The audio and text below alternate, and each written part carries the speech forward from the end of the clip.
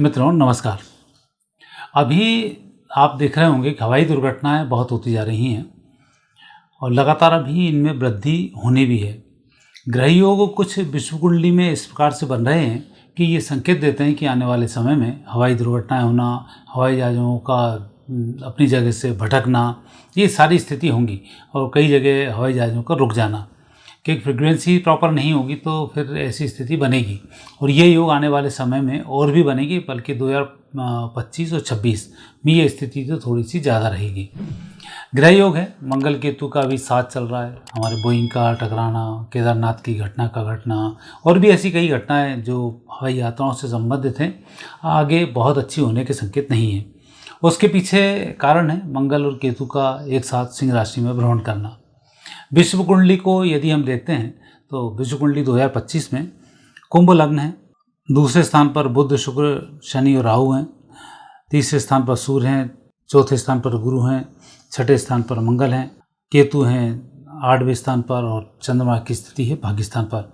और यहाँ पर अभी जो केतु का ट्रांजिशन चल रहा है, ये वर्तमान समय में सप्तम भाव से भ्रमण कर रहे हैं और ऐसे समय में सिंह राशि में इनका भ्रमण हो रहा है।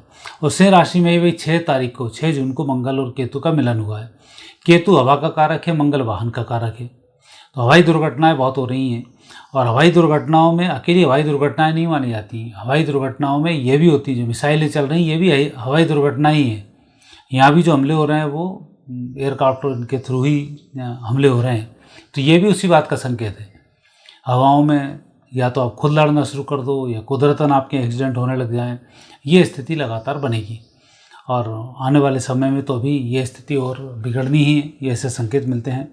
वैसे तो मंगल और केतु का अभी जो संयोग चल रहा है ये 6 जून से चलकर 28 जुलाई तक रहेगा। 28 जुलाई के बाद मंगल केतु का संयोग ही हटेगा, फिर मंगल कन्या राशि में प्रवेश कर जाएंगे और यहाँ पर कन्या राशि में आने के बाद शनि से दृष्ट हो जाएंगे। सिंह राशि में भी मंगल, केतु और शनि, इनका षडाष्टक योग चल रहा है और जब कन्या राशि में मंगल पहुंच जाएंगे तो केतु और शनि का षडाष्टक रहेगा और शनि और मंगल का समसप्तक योग रहेगा। यह भी संकेत बहुत अच्छे नहीं देता है। तो अभी जो स्थिति है वो बहुत बेहतर परिणाम नहीं देने वाली है। और फिर जैसे ही तुला राशि में मंगल आएंगे फिर शनि और मंगल का षडाष्टक शुरू हो जाएगा। तो अभी तो मुझे लग रहा है पूरा साल षडाष्टक और इन सब से ही ग्रसित होता रहेगा और हवाई दुर्घटनाएं लगातार होती रहेंगी। और वैसे ही मैंने पहले कहा था कि आपको यात्राएं करने में यहाँ हवाई जहाज़ का संबंध भी नहीं, पहाड़ों का भी इससे संबंध है, मंगल का भी उससे संबंध होता है। पहाड़ों का दस्तकना, पहाड़ों की यात्राएं करना, ये अच्छा संकेत अब विश्व कुंडली में नहीं आ रहा है पूरी दुनिया में। इसलिए लोगों को अपने देश से, अपने क्षेत्र से बाहर यात्राएं करने में बहुत सावधानी रखनी चाहिए। जल्दबाजी में, अनजाने में यात्राएं करना, बिना सुविधाओं की यात्राएं करना, यह सब अब ठीक नहीं है। इन सब पर आपको लगाम लगानी चाहिए। और वाहन दुर्घटनाओं में विशेषकर प्लेन से संबंधित कहीं को जा रहे हों, ऊंची पहाड़ी पर जा रहे हों, तो वहाँ आपको बहुत संभल कर चलना चाहिए। और इसी प्रकार से विमानन कंपनियाँ जितनी भी, इनको भी अपने इंस्ट्रूमेंट को चेक बार बार करना चाहिए। भले ही आपकी फ़्लाइटें कम हो जाएं, लेकिन उनकी चेकिंग में आप समय ज़रूर बिताएं ताकि किसी प्रकार की नेगेटिव दुर्घटनाएं ना हो। अन्यथा ये आने वाले जो 2 साल हैं ये बड़े टफ साल हैं। ये तो मंगल केतु से भी शुरू हुए हैं और आने वाले समय में जो कॉम्बिनेशन ग्रहों के बन रहे हैं, ये षडाष्टक मंगल के साथ बहुत सारे ग्रहों का कॉम्बिनेशन बन जाएगा। अब जैसे ही कन्या राशि में आएगा, शनि राहु का समसप्तक योग बन जाएगा, केतु का और शनि का षडाष्टक बन जाएगा। और जैसे भाग्यस्थान पर भ्रमण आएगा, तुला राशि में मंगल का भ्रमण होगा तो शनि और मंगल का षडाष्टक योग बन जाएगा। उससे आगे जैसे ही बढ़ना शुरू करेंगे वैसे ही राहु के साथ, राहु पर मंगल की दृष्टि आएगी तो फिर उग्रताएं बढ़ना शुरू हो जाएंगी, टेम्परेचर बढ़ना शुरू हो जाएगा, लोगों में तनाव बढ़ने लग जाएंगे, राजनेताओं में अपनी राजनीतिक पकड़ कमज़ोर होने लग जाएगी, जो उग्रवादी होंगे उनके अंदर एक अलग नेगेटिविटी आने लग जाएगी, देश दुनिया में स्थिति बिगड़ने लग जाएगी। तो अभी मंगल का रोल बड़ा विचित्र होने वाला है। और जैसे ही धनु राशि के मंगल आते हैं तो शनि और मंगल का चतुर्थ दृष्टि शुरू हो जाएगी, फिर मारकाट मचेगी। यदि आप अभी के ग्रहों का रीडिंग करें तो आपको लगेगा ये ऐसी कैसी स्थिति बन रही है कि कहीं षडाष्टक बन रहा है, कहीं मृत्यु योग बन रहा है, कहीं वाण योग बन रहा है। इस प्रकार के लगातार योग बनते जा रहे हैं और जैसे ही योग बनता है 2-3 दिन के अंदर एक आध देश सनकता है, फिर दूसरे देश पर हमला कर देता है। आतंकवादी सनकते हैं, वो अपनी व्यवस्थाएं कर देते हैं। देश के राजनेता अपने देश में शांति ही नहीं चाहते हैं, वहीं विवाद खड़ा कर देते हैं। आतंकवादी आते हैं, देश की अर्थव्यवस्था को व्यवस्थित करके चले जाते हैं और राजनेता उसको देखते ही रह जाते हैं। तो ये जो परिस्थिति है पूरी दुनिया में बन रही है। भारत के साथ तो प्लस पॉइंट ये कि 1947 से ही हम लगातार इनके हमले देख रहे हैं, आतंकियों के हों, उपद्रवियों के हों और विधर्मियों के हों और विपरीत परिस्थिति वालों के हों, भारत के खिलाफ लोगों के हों, भारत में बैठे हुए नेता जो भारत के खिलाफ भारत को गुलाम बनाने के लिए काम कर रहे हैं उनके हों, इनसे तो हम बहुत दिन से निपटते चले आ रहे हैं।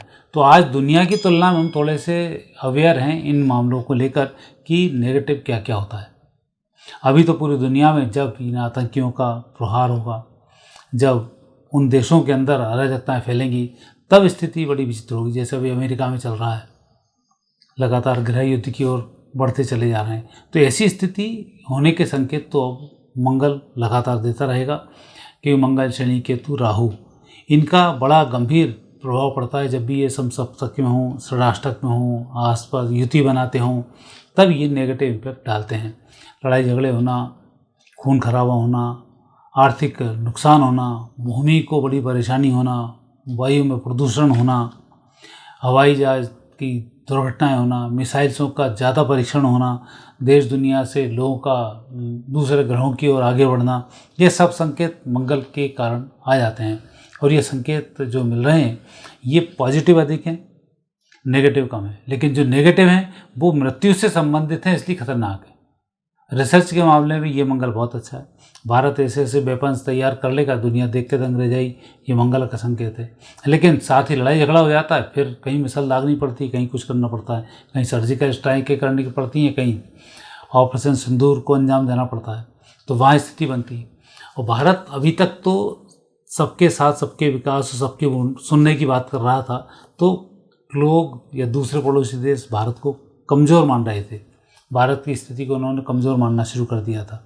लेकिन अब जो परिस्थिति मूव कर रही है मंगल के कारण, यह परिस्थिति भारत की स्थिति को तो सुदृढ़ बताती है, लेकिन अन्य दुनिया में ये बहुत अच्छे संकेत नहीं देती है।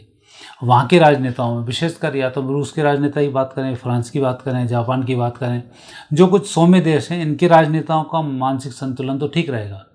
लेकिन अमेरिका की बात करें, चीन की बात करें, ब्रिटेन की बात करें, जर्मनी की बात करें, इनके राजनेताओं का, ऑस्ट्रिया की बात करें, अफ्रीका की बात करें, इनके राजनेताओं का मानसिक संतुलन डिस्टर्ब होगा और ये नेगेटिव रूप से कार्य करना शुरू करेंगे।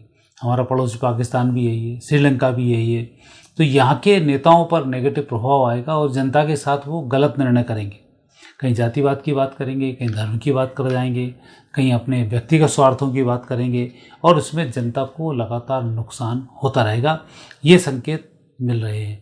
तो आने वाले समय में जो मंगल केतु का नेगेटिव प्रभाव है यह देखने को अधिक मिलेगा और पॉजिटिव प्रभाव कम मिलेगा। लेकिन जो पॉजिटिव प्रभाव है वो बहुत अधिक फ़ायदेमंद प्रभाव है। नेगेटिव प्रभाव में नुकसान ज़्यादा, इसलिए ज़्यादा नेगेटिव लग रहा है। तो अभी जो संकेत बहुत अच्छे नहीं प्राप्त हो रहे हैं, तेल के कुओं में लगातार आग का लगना, अग्नि का बरसना, तीव्र अग्नि का होना, तो मंगल केतु के संकेत हैं कि हालांकि जितनी अग्नि तेज होती, क्योंकि अग्नि से उत्पत्ति होती है जल की, तो जब अग्नि तेज होगी तो जल की भी अधिकता रहेगी। तो अभी जैसे मंगल केतु का भी संयोग बन रहा है, फिर मंगल शनि का सप्तक बनेगा, मंगल शनि का षडाष्टक दोष बनेगा। और जैसे मंगल शनि का षडाष्टक बनना शुरू हुआ तो बारिश की स्थिति रही, भयंकर बाढ़ें आएंगी, संभले नहीं संभलेगी। जुलाई के बाद जो बाढ़ आना शुरू होंगी तो कई देशों की अर्थव्यवस्थाएं बाढ़ से तबाह हो जाएंगी। वाद विवाद, लड़ाई झगड़े, इनकी ओर मारकाट पे संकेत दे रहा है। वहीं पानी को भी यह नेगेटिव रूप से बताता है। जलीय राशि में शनि का चलना संकेत है, जल के माध्यम से जल प्रलय आने के संकेत हैं, सुनामी टाइप की बाढ़ आने के संकेत हैं, समुद्री क्षेत्र पे डिस्टर्ब होने के संकेत हैं। तो अभी मंगल और शनि जो बड़े विचित्र संयोग बना रहे हैं, मंगल के तो विचित्र संयोग बना रहे हैं।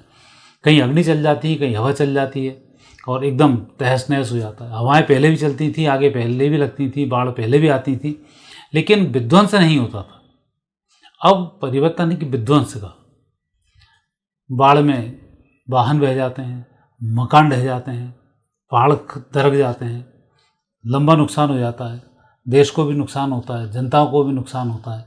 तो ये जो स्थिति है लगातार अब चलती रहेंगी। प्रकृति का चूंकि परिवर्तन का समय है और इससे बचने के लिए भगवान का भजन एक माध्यम है। दूसरा जो जहाँ है वहीं रह कर वर्तमान समय को गुजारे, ज़्यादा अच्छा है।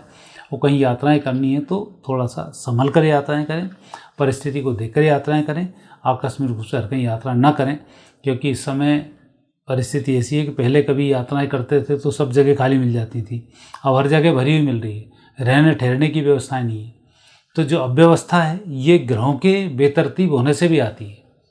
तो अभी ग्रहों का खुद ही अस्थिरताओं का योग चल रहा है, कौन कहाँ किसको दृष्टि नेगेटिव कर रहा है, कौन कहाँ कर रहा है। नए बच्चे जो जन्म ले रहे थे बीच में, अभी उनकी तो कुंडलियों में ही नेगेटिव योग है। मैं तो अभी ये देख रहा हूँ 92 से के जन्म के बाद के और अभी 2002 तक के, ये नेगेटिव योग ज़्यादा है। इसमें तलाक के योग बहुत सारे बने हुए हैं। तो अब जो परिस्थितियाँ बड़ी नेगेटिव बन रही हैं और मंगल केतु का जो परिवर्तन है, मंगल शनि का षडाष्टक है, ये बहुत अच्छे संकेत नहीं देता है। आपको सावधानी के साथ यात्राएं करनी चाहिए और विमानन कंपनियों को बड़ी सावधानी के साथ अपने वाहनों को चेक करके ही परमिशन देना चाहिए, ताकि आगे कोई इस प्रकार की अनहोनी ना हो। मित्रों, ऐसा योग संयोग चलता रहेगा, उसकी मैं आपको जानकारी भी उपलब्ध कराता रहूँगा ज्योतिषीय दृष्टि से। आगे फिर नए विषय के साथ आपसे भेंट होगी। आगे दीजिए, नमस्कार।